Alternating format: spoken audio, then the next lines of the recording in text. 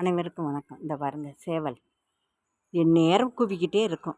அதான் அந்த சென்னையிலலாம் எல்லோரும் சும்மா கூவிக்கிட்டே இருக்காத கம்முன்னு கடை அப்படிம்பாங்க. இங்கே பாருங்கள் சேவல் நின்றுக்கிட்டு இருக்கு பாருங்கள்.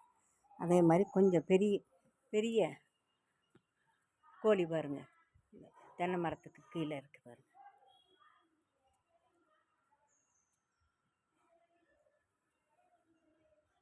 இந்த அங்கே ஒரு இருக்குது.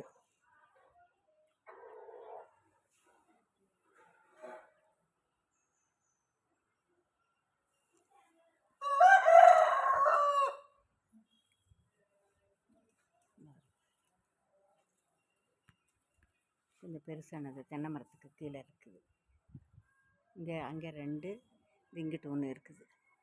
அந்த குஞ்சோடு சேர்ந்து ஒரு கோழி இருக்குது. அது உள்ளே மறைஞ்சிருக்கு, அது தெரிய மாட்டேங்குது.